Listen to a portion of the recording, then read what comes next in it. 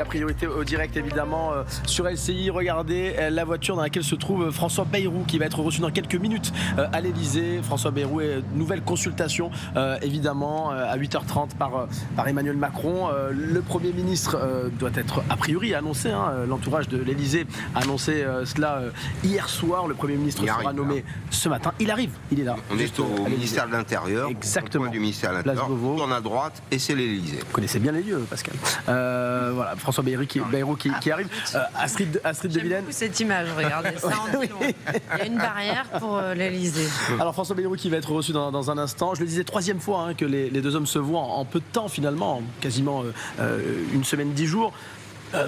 On va pas penser que c'est une énième consultation entre les deux. Ça sent bon et ça se précise surtout. Ça se précise en effet. Voilà. C'est comme au jeu du qui est. On peut quand même commencer à supprimer les noms qui ne correspondent pas aux critères. Clairement, ce serait le choix le plus logique pour vous, Astrid? Non, moi je suis pas sûre du tout que ce soit le plus logique parce que je ne suis pas sûre qu'il y ait une logique dans cette période. En revanche, c'est celui qui fait peut-être le plus consensus, qui est peut-être le plus central. Mais le but d'Emmanuel Macron était de décrocher le Parti socialiste de la France insoumise avec ce nouveau Premier ministre. C'est pas sûr qu'il y arrive. Le Parti socialiste dit encore ce matin que pour eux c'est la continuité de la politique d'Emmanuel Macron. Si François Bayrou est nommé et qu'il est immédiatement censuré, à peine arrivé, on s'enfonce encore un peu plus dans la crise politique. On est avec Mathieu Desmoulins qui est avec nous en direct devant l'Elysée. François Bayrou est dans cette voiture, il va être reçu dans quelques secondes par le président de la République. Mathieu.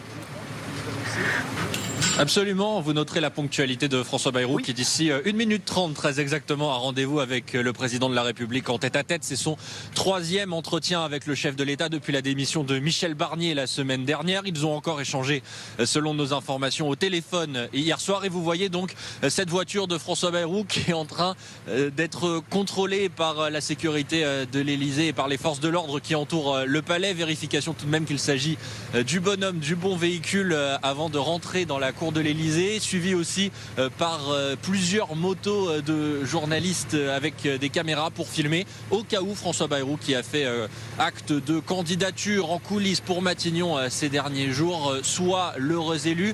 Entretien dont, je le précise, on ne sait pas encore quelle sera la teneur dans quelques secondes entre les deux hommes. Est-ce simplement un nouveau round de concertation avec le soutien du chef de l'État, ou est-ce pour lui dire quel sera son choix? D'un côté, la possibilité qu'il soit retenu comme il le souhaite et qu'il soit chargé de former un gouvernement d'ici quelques heures lorsque sera publié le communiqué de presse, ou à l'inverse, qu'il ne soit pas retenu et qu'il faille s'assurer pour Emmanuel Macron du soutien du dirigeant du MoDem dans cette période politique compliquée. La fumée blanche est attendue en fin de matinée, en tout cas si François Bayrou arrive à franchir les grilles de l'Elysée, car il est toujours en plein contrôle de sécurité. Dans un instant, notre invité politique Philippe Ballard, député de l'Oise, porte-parole du Rassemblement national, sera avec nous, commentera l'actualité de la matinée avec donc François Bayrou qui est dans cette voiture. Si vous le rejoignez ce matin à 8h31 sur LCI, François Bayrou va être reçu par Emmanuel Macron, le président de la République, pour la 3e fois en peu de jours. Finalement, on rappelle également cette information LCI ce matin. Jean-Yves Le Drian, qui a été sondé pour occuper ce poste de Premier ministre à Matignon, aurait refusé le poste, l'ancien ministre des Affaires étrangères et de la Défense, Astrid de Villene. Et Pascal Perry, oui, allez-y. Non seulement il faut avoir un minimum de compétences, mais il faut avoir envie d'y aller. Oui. Et Jean-Yves Le Drian a probablement considéré qu'il y avait plus de coups à prendre que de fleurs à. Vous parlez du sens recevoir. du sacrifice. Oui, du sens du sacrifice. Une fois encore, on cherche le plus petit dénominateur commun. On en est là aujourd'hui, y compris, comme l'expliquait Astrid tout à l'heure, au prix d'une non-censure. Ça peut suffire. Le plus petit dénominateur commun, il l'est aujourd'hui, François Bayrou ? Il en est un parce qu'il a une position centrale, il est président du MoDem. Est-ce qu'il arrivera à obtenir de la part des LR et du Parti Socialiste une non-censure? C'est toute la question. S'il y arrive, ça peut tenir. Mais jusqu'à quand? Ça, c'est la question. Philippe Ballard est notre invité ce matin dans le 6-9, député de l'Oise, porte-parole du Rassemblement national. Bienvenue à vous. C'est l'information de la matinée. Vous la découvrez avec nous. François Bayrou, donc, reçu à l'Elysée actuellement. Il vient de passer sous nos yeux avec cette voiture. Il va être reçu par le président de la République pour une nouvelle consultation. Ça se précise. C'est un nom qui trouve grâce à vos yeux, aux yeux du RN, ou pas, François Bayrou? pour être Premier ministre? Tout d'abord, bonjour. Bonjour. Écoutez, la nomination du Premier ministre, c'est une prérogative du chef de l'État. Donc, Marine Le Pen et Jordan Bardella sont respectueux des institutions. On va attendre la nomination officielle, parce que là, ce sont des petits Ce n'est pas encore le cas, vous avez raison. signaux faibles. On attend la suite. Donc, on verra qui est nommé, puis surtout, quelle politique sera menée par le futur Premier ministre. Enfin, moi, je vous rappelle, parce que ça nous ramène un petit peu... alors, si cette hypothèse-là est confirmée, quelques mois en arrière, où c'était Michel Barnier. Vous savez, la position a été très claire. On n'a pas censuré Michel Barnier au mois d'octobre, comme ça avait été lors de la motion de censure du nouveau Front Populaire. On lui a laissé sa chance. Puis est survenu l'épisode budget 49.3, censure. Donc là, cela veut dire, quel que soit le nom du Premier ministre qui sera mis sur la table, coché par Emmanuel Macron, vous attendrez avant de censurer. Mais c'est ce qu'on a toujours Même fait, si c'est un Premier ministre de gauche. Mais on n'a pas la censure compulsive comme le nouveau Front Populaire. Enfin, la motion de censure, c'est quelque chose de grave. C'est un peu la bombe atomique, pardon. Comparaison n'est peut-être pas raison, mais enfin, sous la Ve République. Donc, on attend le nom, déjà, parce qu'il y a des noms, effectivement, qui sont, comme on dit, des lignes rouges. Lesquels Lesquels Monsieur Lescure, qui est apparu hier après-midi, il coche toutes les mauvaises cases, lui. Il est immigrationniste. Il nous a dit, au mois de juin, que le Mercosur, c'était un très bon accord. C'est un néo, voire parfois ultralibéral. Il voulait même, à un moment donné, donner notre siège au Conseil de sécurité de l'ONU à l'Union européenne. Enfin, voilà, donc François Bayrou ne serait pas une ligne rouge pour vous? Mais non, on l'a toujours dit, François Bayrou a eu, au moment de la présidentielle de 2022, il a dit, je vais amener, si Marine Le Pen ne peut pas se présenter parce qu'elle n'a pas ses signatures, j'amènerai ma signature à Marine Le Pen. Et puis au moment, il y a quelques semaines, du procès des attachés parlementaires au Parlement européen, François Bayrou a eu des mots extrêmement justes sur l'analyse de la situation qui nous ont conforté dans notre position. Si François Bayrou est à Matignon, il va reprendre un budget, potentiellement le même que celui de Michel Barnier. Est-ce que là encore, vous remettrez vos lignes rouges?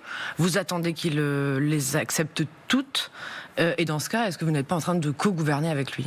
Mais il y avait une dernière ligne rouge pour 3 milliards d'euros, entre parenthèses. C'est-à-dire c'est 0,5% du PLFSS, comme on l'appelle. À force de rajouter des milliards et des milliards. Et on proposait, Jean-Philippe Tanguy avait proposé un contre-budget, les économies, elles y étaient, économies structurelles. Donc effectivement, la revalorisation des retraites au 1er janvier, c'est fait, c'est 2,2% pour les retraités. Donc on va attendre la nomination, le gouvernement, et puis la suite de la discussion budgétaire, ça va commencer en commission, et ensuite dans l'hémicycle. Et s'il donne quitus à toutes vos lignes rouges, qui étaient déjà celles pour Michel Barnier, c'est bon, vous validez, vous abstenez ou vous votez le budget même?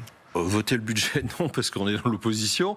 Mais voilà, c'est ce que Marine Le Pen et Jordan Bardella avaient dit au mois d'octobre. Si c'est un budget qui nous convient, oui, on peut s'abstenir. Oui, vous avez eu des échanges avec François Bayrou ou ses proches? Écoutez, là, c'est à Marine Le Pen et Jordan Bardella de répondre, mais c'est pas à moi. Mais il y a toujours des contacts, oui. Le président de la République, en tout cas le souhait du président de la République est d'avoir un gouvernement d'intérêt général. Vous y croyez, ça, aujourd'hui, vous? Honnêtement, ça ne veut pas dire grand-chose, un gouvernement d'intérêt général, parce que pour un Premier ministre choses. qui se dit je viens pour vous présenter un gouvernement qui n'est pas d'intérêt général, ça n'aurait pas beaucoup de sens. Est-ce que vous acceptez l'idée que c'est l'intérêt général qu'il y ait un gouvernement? Quel responsable pourrait dire ça va pas dans l'intérêt général? Non, mais c'est la formule qui veut rien dire.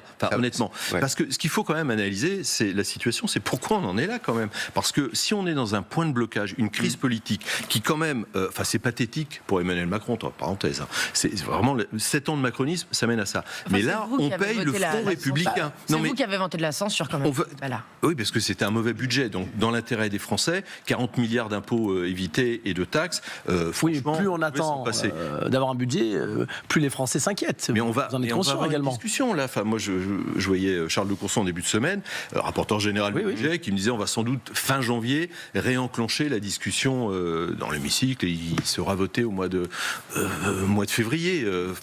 Voilà. Donc, mais ce qu'il faut bien comprendre, que les Français comprennent quand même, c'est on en est là. Pourquoi? Parce qu'il y a eu cette alliance entre Mélenchon-Macron dans plus de 200 circonscriptions où on s'est désisté l'un pour l'autre. Il n'y avait pas de programme. Il y en avait un, c'était battre le Rassemblement national. Ok. Maintenant, la situation, c'est ça. Je pense que les Français ne se feront pas prendre deux fois à ce jeu. Il y en a qui sont les grands perdants quand même de cette motion de censure. Ce sont les agriculteurs.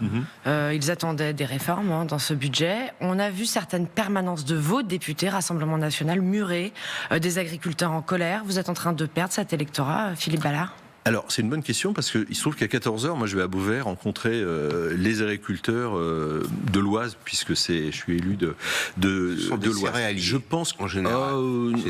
Non, il y a tout. Oui, il y a peu d'élevage. Il y a peu d'élevage dans l'Oise, mais il y a beaucoup. Si aussi. Très peu. Oui, majoritairement, ce sont de grosses exploitations. Qu'est-ce que vous allez leur dire? Je vous emmènerai dans ma circonscription, Pascal Perry. Bon, on va pas entamer un débat. Vous allez vous justifier de cette censure? Oui. Pourquoi? Parce que il y avait, mais il y aura de bonnes mesures pour les agriculteurs. Je pense au calcul des 25 meilleures années pour les retraites, la transmission d'entreprise, le GNR, le gasoil non routier. C'est grâce au Rassemblement national d'ailleurs qu'en 2023 on avait fait pression pour qu'il y ait cette détaxation qui va se poursuivre. Donc là, très bien, il y avait des bonnes mesures.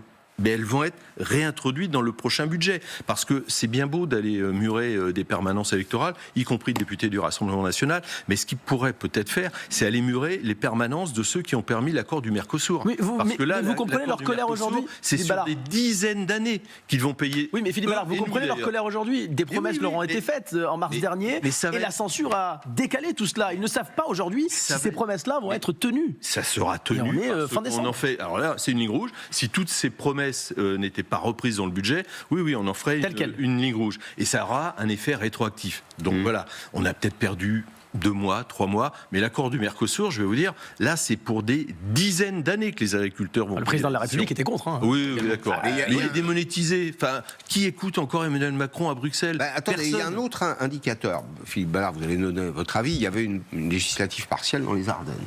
Les Ardennes le dimanche dernier. Votre candidat était arrivé en tête au premier tour. C'est une circonscription, moitié Charleville-Mézières, moitié campagne, précisément, avec des grandes... Votre candidat est battu au second tour, alors qu'il était vraiment très en tête. Est-ce qu'il n'y a pas une frange de votre électorat naturel qui dit « la censure, on en a ras-le-bol » ? Alors, réponse en 2 temps, rapidement. Dans les Ardennes, il y a eu 70% d'abstention. Bah oui, mais ça veut dire que nos amis ne se mobilisent avec, pas. De mémoire, 49,1%. 350 voix. Voilà, 350 voix. Donc, je ne sais pas si c'est vraiment un échantillon représentatif. Mais dont acte, oui, il n'a pas été réélu. On va pas dire l'évidence, mais enfin, quand il y a 30% de participation. Et après, moi, je vous renvoie au sondage qui est sorti il y a 2 jours. En cas de présidentielle, Marine Le Pen fait entre 36 et 38%. Voilà. Et quand on regarde attentivement le détail, chez les retraités, chez les CSP++, les cadres supérieurs, les cadres, elle est en tête. Ou elle est bien placée, des fois elle est deuxième. Donc, enfin voilà, pas de panique à bord. Est-ce que d'ici 2027, les Français doivent s'habituer à avoir des gouvernements Kleenex, donc Attal 8 mois, je crois, Barnier 3 mois. Enfin, est-ce que 4 premiers ministres en un an, finalement. Est-ce qu'il faut s'habituer à ça? Est-ce que c'est ça la réalité de la politique en France aujourd'hui? Eh ben, alors malheureusement, oui, 4 Premier ministre en un an. Et là, je reviens sur ce que je viens de dire. Oui, si on en est là aussi, c'est à cause de ce Front républicain qui a fait qu'il y a 3 blocs irréconciliables à l'Assemblée nationale. Alors, parfois, ils essayent... sans votre censure, il y aurait 3 premiers ministres en un an. Michel Barnier serait... oui, d'accord, mais enfin, encore une fois, dans l'intérêt de la France et des Français, on ne pouvait pas garder ce budget en l'état, hormis les taxes, les impôts. Moi, dans ma circonscription, puisqu'on en reparle, moi, j'avais même posé la question au MEDEF, au président donc le patronat français. Il n'était pas juste la veille de la censure. J'aurais dit, mais s'il y a censure, si ce budget ne voit pas le jour, est-ce que ça vous inquiète? Réponse, non. Je lui ai dit, pourquoi non? Parce qu'on évitera des taxes et des impôts. Et puis pour les bas salaires, il y avait quand même des suppressions d'allègements de charges. Enfin, il faut avoir présent tout ça. 4 milliards sur 80, oui. Voilà. Donc ça renchérissait le coût du travail. Et moi, il y avait des petits entrepreneurs, ils me disaient, moi je licencie ou je ferme la boîte. Il y a une nouvelle façon d'utiliser les outils de la Ve République qui est en train d'être peut-être expérimentée. Vous savez, c'est le non 49.3, non censure. Que pensez-vous de cette idée qui semble séduire au Parti Socialiste ou au sein du socle commun? Alors déjà, on va rappeler quand même que la censure, c'est dans la Constitution, donc que lors d'une réunion à l'Élysée avec tout le bloc UMPS, parce qu'on est en train de réinventer l'UMPS, disent bon, on va éviter la censure. C'est dans la Constitution, premier point.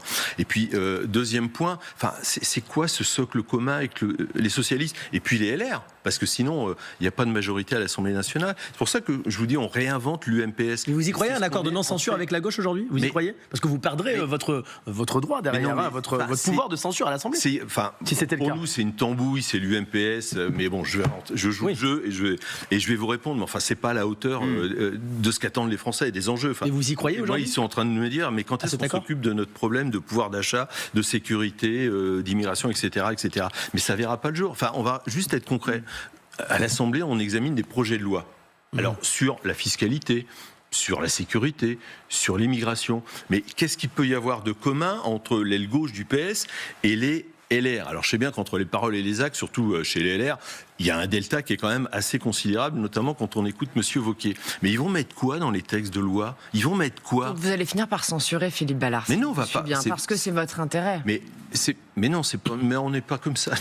Nous, ce qui compte, encore une fois, moi, c'est toujours la phrase que je répète. Je me rappelle la première réunion de groupe en juillet 2022 à l'Assemblée nationale. Marine Le Pen a dit votre seule boussole, c'est l'intérêt de la France et des Français. Vous voterez un texte d'où qu'il vienne, et on l'a fait depuis 2 ans et demi. On a voté des textes qui venaient de la Macronie. On a voté des textes qui venaient de ce qu'on appelait la NUPES. Dans l'autre sens, c'est jamais vrai.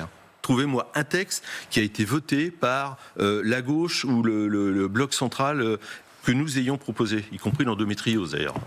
Là, celui-là, on s'était dit... Vous êtes d'accord sur le dossier de retraite? Ça va passer, c'est pas passé. Juste par sectarisme. Une zone d'accord, oui. Oui, vous êtes d'accord avec la retraite, vous êtes d'accord avec la gauche. Mais alors, vous avez affiné votre position quand même dans ce domaine. Oui, alors il faut juste rappeler que lors de la niche parlementaire du Rassemblement national au mois d'octobre, on avait mis en premier texte, effectivement, revenir à 62 ans, âge légal, 42 annuités. Eh bien, la gauche...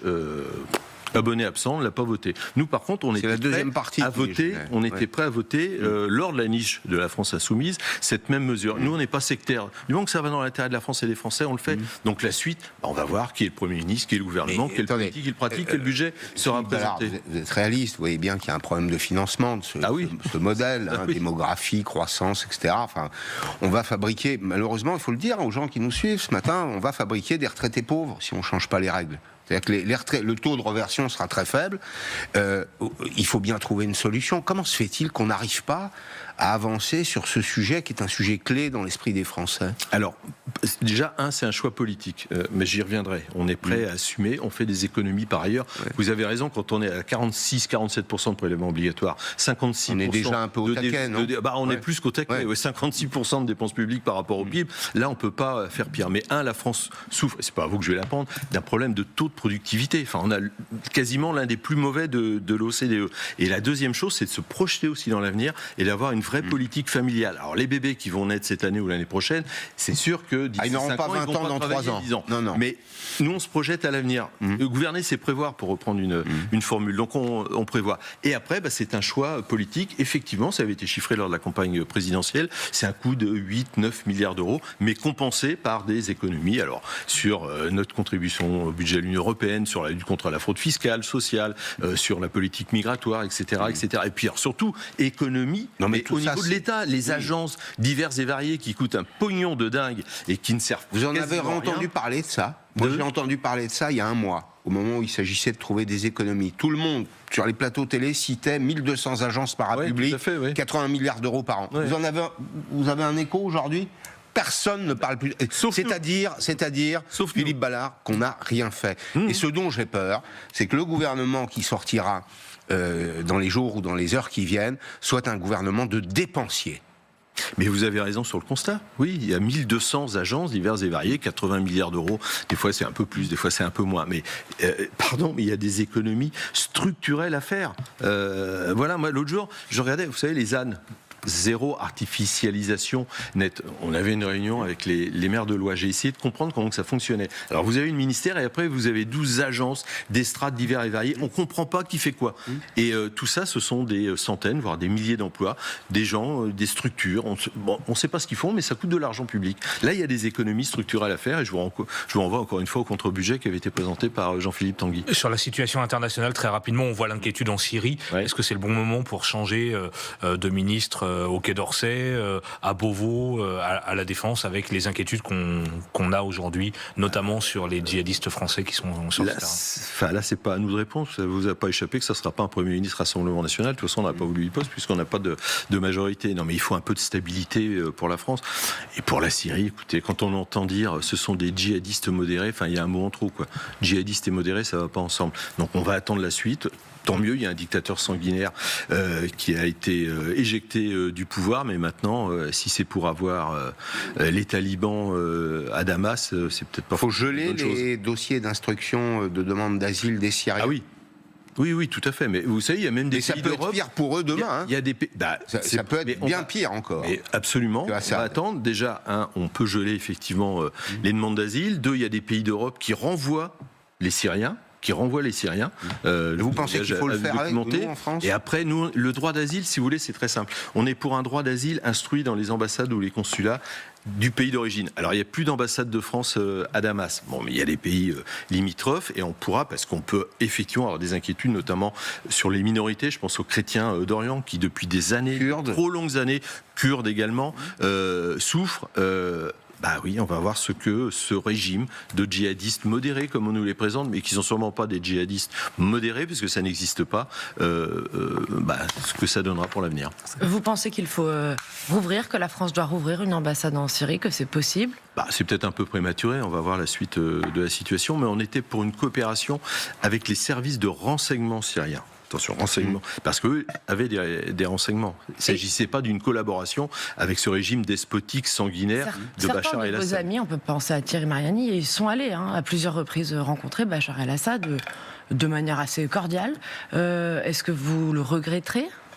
Mais si vous le Rassemblement national, c'est devenu un très grand parti, c'est le premier parti de France, et il y a Thierry Mariani qui a été ministre de Nicolas Sarkozy. Il faut quand même le rappeler, qui a peut-être un regard un peu différent sur la situation internationale. Il s'est effectivement rendu en Syrie, à Damas. Il a rencontré Bachar el-Assad. Il y a des photos qui le montrent.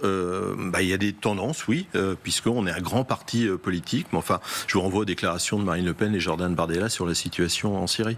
Philippe Ballard, pour terminer, retour en France avec l'information de la matinée. Vous le voyez, si vous nous rejoignez ce matin sur LCI, François Bayrou est en ce moment avec Emmanuel Macron à l'Elysée depuis 8h30. Un Premier ministre devrait être annoncé ce matin. C'est l'Elysée qui a fait fuiter cette information hier soir.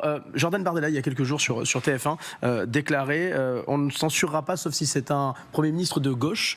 François Bayrou n'est pas un ministre, n'est pas affilié à la gauche. Il est centriste. Vous êtes à minima, vous seriez à minima satisfait que ce soit lui ?